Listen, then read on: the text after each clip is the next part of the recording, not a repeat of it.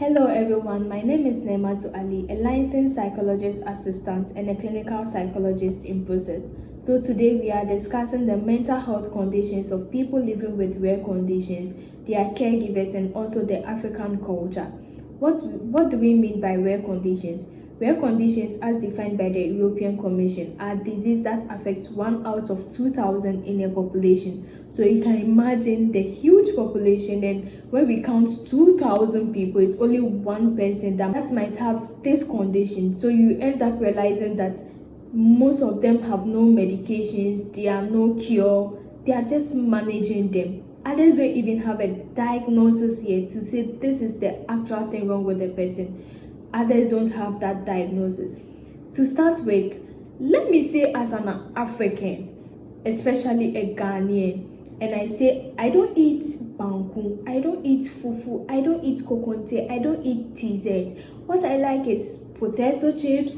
What I also like is burger, and let me see, what else? Pasta and all these foreign stuffs. And people are going to say that you're an African and you don't behave as one. You're a Ghanaian and you're supposed to eat the foods that you eat, but you're trying to be like a foreigner. Someone will also come into my defense and be like, culture is dynamic, we are now trying to be dynamic.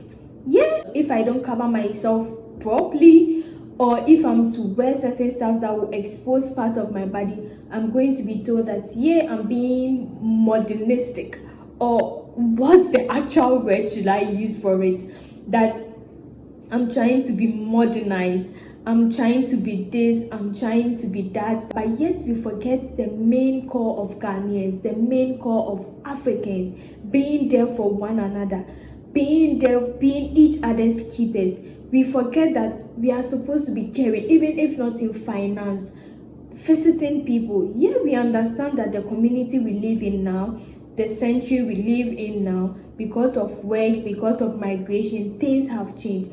But if someone should talk, as I said earlier on, I'm going to be bombarded with so much questions in so that I'm forgetting my African food, my Ghanaian dish, and I'm going in for the Western part. Yeah, I have no doubt culture has to be dynamic. We've learned a lot, but it seems as Ghanaians, as we are learning, we are forgetting the important part of who we are. We are leaving who we are behind and just picking whatever we want. Looking at people living with rare conditions, looking at people or their caregivers, and realize they are mentally exhausted. They are down, they feel so neglected. Why? Because as Africans, as Ghanaians as we are, we tend to neglect them. We tend to forget that they exist. We tend to forget that they are human beings. It's not all the time about money. You could go visit. Sometimes just picking a phone, calling someone, it makes the person feel so important. Without even giving the person anything, the person feels so much joy within them that they also exist, that someone also thinks about them.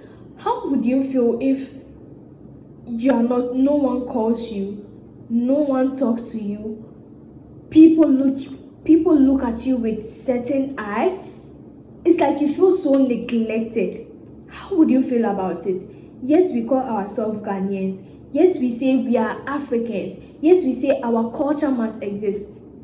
Let me sit in church, or let me just be at home, and someone is giving me something and I take it with my left hand. I'm going to receive insult upon insult. Why? I'm a Ghanaian, we don't have to take something with your left. That's an insult. Yet we still forget these basic things. You go visit people and you don't give them anything, but the joy we get in them, the joy. People living with rare conditions, it can happen to anybody. You can go for this genetic counseling, because these are rare conditions that are coming up. These are things that to even get to know the actual thing that causes it is very difficult. You can be educated as you want. You can be a professor. If there's a degree ahead of being a professor, you can gain it. But you could still give birth to someone with a rare condition. You could still give birth to someone with a rare condition. So what are we doing as Africans? What are we doing as Ghanaians? We told that, oh, we are Ghanaians, you have to do this, you have to do that. Our culture is dynamic, so if I'm dressing this way, that doesn't mean that I'm not a Ghanaian. That doesn't mean that I still don't have my culture in me. Yet the basic part of culture, the basic part, where was those days when we could just visit people? Why at all do we tend to forget that basic part of us? Why at all do we tend to forget that basic part of us? People living with rare conditions, their caregivers get to be neglected. Why? Because they have kids with rare conditions. Why? Because the kids itself have rare conditions. So when people come to you, they are thinking that they should bring money. Yet there are times people might expect that as you are coming, as this person is coming, maybe the person might bring me something. Or yeah, they are humans to expect. But that doesn't mean that you necessarily have to give to them. That doesn't mean that they are going to hold knife on your neck that you have to give it to them. Sometimes just a call, how are you, makes them feel so important, makes them know that someone is there for me. Because if they are not mentally sound, if they are not mentally okay, how would they get this energy to take care of their kids? Those living with the rare conditions itself, how would they get the energy to continue living? Yet we say we are humans. Yet we say that as Africans, as Ghanaians, we are so hospitable, we are so caring, we are there for each other. We are not the individualistic people, we are the collectivist people. Yet we are worse now. Those that we are learning from, yes, I have no doubt that we've learned a lot from the West, especially with small practices that we used to do in the olden days. Yes, it has come to an end because what the West have introduced, or they've enlightened us on so many things. But why is that we are tending to forget the important ones, who we are, the ones that we have to continue doing? People living with rare conditions in the West, the Asian, other countries, get that support, get that love from people, get that feeling of excitement because people will just say hello to them, people will speak good to them, people will motivate them. But yet when we come to Africa, when we come to Ghana, we don't have that. Yet we say we are the ones with the good culture. I think it's time for us to go back, revisit our culture, look at the things that we need, the things that we need to do to improve on our living, to improve upon our relationship with people. It's not easy taking care of people living with rare conditions. It's not easy having a rare condition. Imagine yourself having a condition that has no cure. There's not even medication, and even to get a diagnosis is difficult. Being a caregiver, there are times you can't even work. Your whole life changes and there's no one to talk to. There's no one to even say hello to you. There's no one that you could be there and the person will just pop up and just say hello. The person is just coming to sit and laugh, hold your child, or even talk to you. It's heartbreaking.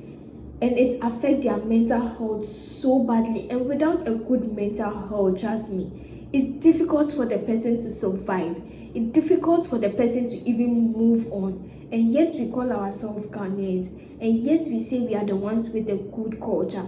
And the people we are even learning from, they even have the good parts, that they are open, or they are very caring. They are open to people with such conditions. And yet we say we have that culture and we are trying to learn. There are times we even say we are better than them, and yet we are even killing people. You don't have to hold a knife, you don't have to hold a gun to stab someone, to shoot at someone before you are killing. Killing people even mentally is ignoring them, making them feel worthless, making them feel like failures, making them even feel as if they caused it. Yet these rare conditions, you have no control of it. So why then are we this way? We should learn to be supportive. You don't need to give them a lot. You don't need to give them money. Even just hello, hi, reassuring them. It's enough for some of them. It's enough for actually all of them to make them feel more worthy of living. I think it's time for us to revisit our culture.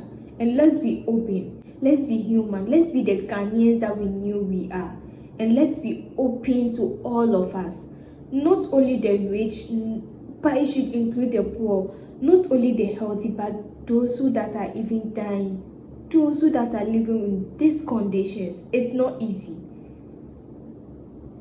You can't. Some of them, they are the strongest people you could know of. Let's just be open. Let's just be okay. Let's just be who we are. Let's revisit who we are as Ghanaians and give these people a good mental health, to give them a sound mental health. Know that we are there for them. Know that we also feel their pain, even though we can't feel the exact thing, by showing empathy. Thank you for watching. Subscribe, turn on your notification button, like and share. Enjoy the rest of the week as you keep your mental health in check. Bye.